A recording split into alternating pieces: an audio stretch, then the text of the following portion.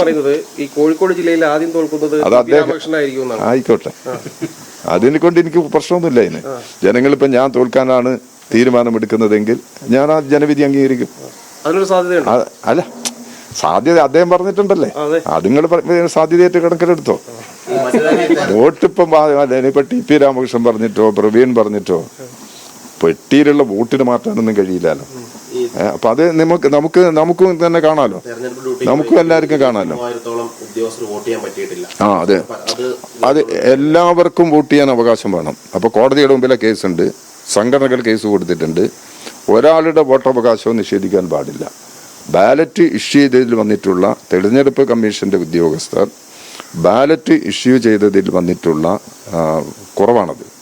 അത് പരിഹാരം കണ്ടെത്തണം. അത് കോടതി ഇടപെട്ട്, ഞങ്ങളെല്ലാം കഴിയുന്നത്ര നിലയിൽ ഇടപെട്ടിട്ടുണ്ട്. ഞാൻ റിട്ടേണിംഗ് ഓഫീസർമാരായിട്ട് സംസാരിച്ചിട്ടുണ്ട്, കളക്ടറേറ്റ് സംസാരിച്ചിട്ടുണ്ട്. കളക്ടർ പറഞ്ഞത് എല്ലാം കറക്റ്റ് ചെയ്യും എന്നാണ് കളക്ടർ എന്നോട് പറഞ്ഞിട്ടുള്ളത്. അപ്പോൾ ഇനിയും വോട്ട് ചെയ്യാൻ ബാക്കിയുണ്ട് എന്നുള്ളതാണ് പത്രവാർത്ത കണ്ടപ്പോൾ നമുക്ക് മനസ്സിലാക്കാൻ കഴിയുന്നത്. അങ്ങനെ വോട്ട് ചെയ്യാൻ കഴിയാത്ത മുഴുവൻ ആളുകൾക്കും വോട്ട് ചെയ്യുന്നതിന് വേണ്ടിയുള്ള അവസരം കൊടുക്കണം. അത് ജനാധിപത്യ വ്യവസ്ഥയിൽ വളരെ പ്രധാനപ്പെട്ടതാണ്. അത് ഇലക്ഷൻ കമ്മീഷൻ ആവശ്യമായ നിലപാട് ഈ കാര്യത്തിൽ സ്വീകരിക്കണം എന്നുള്ളതാണ് ഇടതുപക്ഷ ജനാധിപത്യ മുന്നണിയുടെ അഭിപ്രായം. ചുരുക്കത്തിൽ ഈ പോളിംഗ് പെർസെന്റേജ് കൂടിയത് ഭരണവിരുദ്ധ വികാരമല്ല, SIR കാരണമാണെന്നാണ് പറഞ്ഞു വരുന്നത്. ഞാൻ അതിനെക്കുറിച്ച് അഭിപ്രായം പറയുന്നില്ല. ഞാൻ പറഞ്ഞല്ലോ, 100% പോളിംഗിന് സാഹചര്യമൊരുക്കുന്നതാണ് വോട്ടർ പട്ടിക. കുറച്ച് വോട്ട് ഇപ്പം അത് നമുക്ക് മരണപ്പെട്ടവരുടെ സാധാരണ നിലയിൽ ഒരു പട്ടിക വന്നു കഴിഞ്ഞ് ഈ പേഴ്സൻറ്റേജ് കുറയുന്നത് വോട്ട് ചെയ്യാത്തത് കൊണ്ടാണല്ലോ. അപ്പം വോട്ട് ചെയ്യാൻ പറ്റാത്ത ആളുകൾ എങ്ങനെ വോട്ട് ചെയ്യും? ഇപ്പം മരണപ്പെട്ടവരുണ്ടായിട്ടുണ്ട്, സ്ഥലത്തില്ലാത്തവരുണ്ടായിട്ടുണ്ട്, അങ്ങനെയുള്ള വിവിധ കാരണങ്ങളാണ് വോട്ട് ചെയ്യാൻ കഴിയാതെ വരുന്നത്. ആ കാരണങ്ങൾ കുറയ്ക്കാൻ ഇത്തവണത്തെ പട്ടിക, എന്നാലും ഞാൻ പറഞ്ഞു, അർഹരായ വോട്ടർമാർ ഈ പട്ടികയിൽ പെടാതെ കിടക്കുന്നുണ്ട്. അത് ഈ പരിഷ്കരണത്തിന്റെ ഭാഗമായി വന്നിട്ടുള്ള ഒരു പ്രശ്നമാണത്. അത്തരം പ്രശ്നങ്ങൾ ഭാവിയിലും പരിഹരിക്കപ്പെടേണ്ടതാണ്. അപ്പോൾ ഇതെല്ലാം വെച്ചുകൊണ്ട് പട്ടികയുടെ സാഹചര്യം ഇതാണ് ഉള്ളത്. അതുകൊണ്ട് പോളിംഗ് കൂടിയത് കൊണ്ട് ഏതെങ്കിലും ഒരു മുന്നണി ജയിക്കുക, പോളിംഗ് കുറഞ്ഞത് കൊണ്ട് ഏതെങ്കിലും ഒരു മുന്നണി ജയിക്കുക, ആ വിശകലനത്തിലേക്ക്, അത് പഴയ കാലത്തുള്ള ഒരു വിശകലനമാണ്. ആ വിശകലനത്തിന്റെ ഇപ്പോൾ അടിസ്ഥാനമില്ല. അത് കിട്ടിയൊന്നും അറിഞ്ഞൂടാ. എനിക്ക് കാൻഡിഡേറ്റ് അങ്ങനെ ഒരു കണക്കെടുത്തിട്ടില്ല. കാൻഡിഡേറ്റ് അങ്ങനെ ഒരു കണക്കെടുത്തിട്ടില്ല എന്നാ ഞാൻ പറഞ്ഞത്. അത് ഇപ്പൊ ഞാൻ അങ്ങനെ പ്രതീക്ഷിക്കുന്നില്ല. ഞാൻ ജയിക്കും ഞാൻ. അപ്പൊ അതുകൊണ്ട് പിന്നെ എത്ര വോട്ടിന് ജയിക്കുമെന്നുള്ളത് എനിക്കിപ്പോ പറയാൻ പറ്റില്ല. അത് 4-ാം തീയതി പറയാം നമുക്ക്. എല്ലാം പെട്ടിയിലാണല്ലോ, എല്ലാം പെട്ടി. ഒരു വിവാദം എന്നെ ബാധിക്കില്ല. കാരണം എന്റെ മനസ്സ് ശുദ്ധമാണ്, എന്റെ എല്ലാം പരിശുദ്ധമാണ്. ഞാൻ ഒരു തരത്തിലുള്ള തെറ്റും ചെയ്തിട്ടില്ല എന്നാണ് എന്റെ ബോധ്യം. ഞാൻ വളരെ മോശമാണെന്ന് പറഞ്ഞിട്ട് സോഷ്യൽ മീഡിയയിലൊക്കെ പല പോസ്റ്റ് വന്നല്ലോ. എന്നെ വർഗീയവാദിയായിട്ട് ചിത്രീകരിച്ചില്ലേ? അതൊക്കെ ഈ നാട്ടിൽ എന്നെ അറിയാവുന്ന കോൺഗ്രസ്സുകാർ അംഗീകരിക്കും, എന്നെ അറിയാവുന്ന മുസ്ലിം ലീഗുകാർ അംഗീകരിക്കും. ഒരാൾക്കും BJPക്കാർ അംഗീകരിക്കുകയല്ല, ഒരാളും എന്നെ അംഗീകരിക്കില്ല. ഞാൻ അരനൂറ്റാണ്ടിലധികമായി രാഷ്ട്രീയ പ്രവർത്തനം നടത്തുന്നതാണ് ഇവിടെ. അപ്പോൾ എന്നെ വർഗീയവാദിയായിട്ട് ചിത്രീകരിച്ച് കഴിഞ്ഞാൽ അത് ചിലർ അങ്ങനെയുള്ള അഭിപ്രായങ്ങൾ, ചില ഒറ്റപ്പെട്ട അഭിപ്രായങ്ങളായിട്ട് കണക്കാക്കിയാൽ മതി. അത് എന്നെ ബാധിക്കാൻ പോകുന്നില്ല.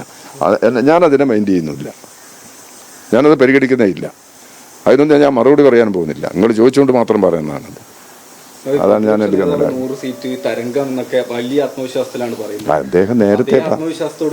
അദ്ദേഹം നേരത്തെ തന്നെ പറഞ്ഞതല്ലേ, അദ്ദേഹം 100 സീറ്റ്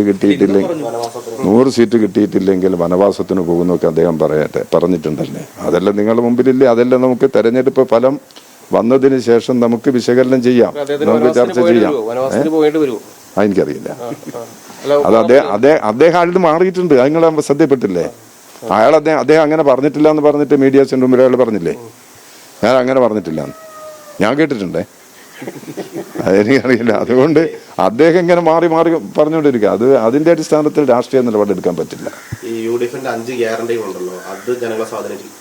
അത് അവരല്ലേ, അവർ സ്വാധീനിക്കുക. സ്ത്രീകൾ അതുകൊണ്ടാണ് ഒഴുകി വന്നത്, ഒരിക്കലില്ല. അതുകൊണ്ടാണ് സ്ത്രീകൾ ഒഴുകി വരുന്നതെങ്കിൽ ചിലപ്പോൾ UDF സ്ത്രീകൾ അതുകൊണ്ട് ഒഴുകും വിചാരിക്കാം. LDF സ്ത്രീകൾ വളരെ സജീവമാണല്ലോ. അത് ഇയാളെ ഗ്യാരണ്ടിയുടെ പുറത്ത് വന്നതല്ലല്ലോ. ഒരു പൊതു സമീപനത്തിന്റെ ഭാഗമായി ഗവൺമെന്റ് ഒരു ജെൻഡർ പക്ഷത്ത് നിൽക്കുന്ന ഒരു നിലപാട് കഴിഞ്ഞ വർഷങ്ങളിലെല്ലാം കേരള ഗവൺമെന്റ് എടുത്തിട്ടുണ്ട്.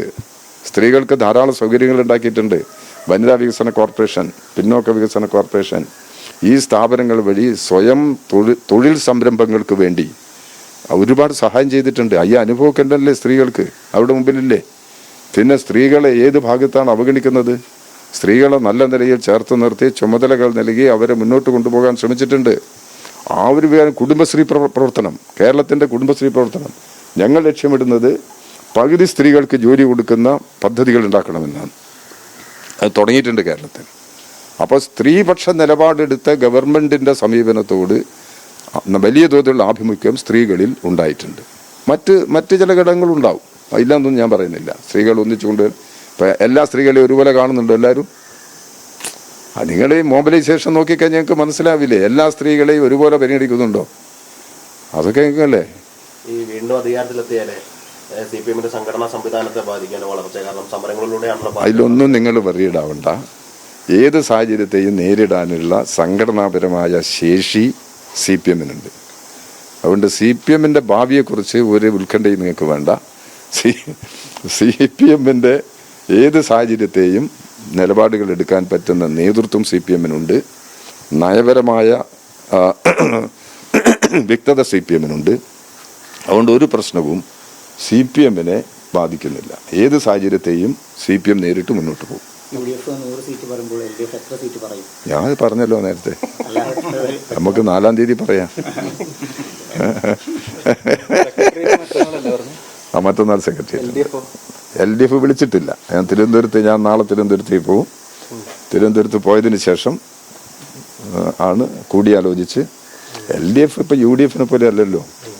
LDF ഒരാൾ തീരുമാനിക്കുന്ന കാര്യമല്ലല്ലോ. LDF എന്ന് പറഞ്ഞാൽ ഒരു കൂട്ടുത്തരവാദിത്തല്ലേ.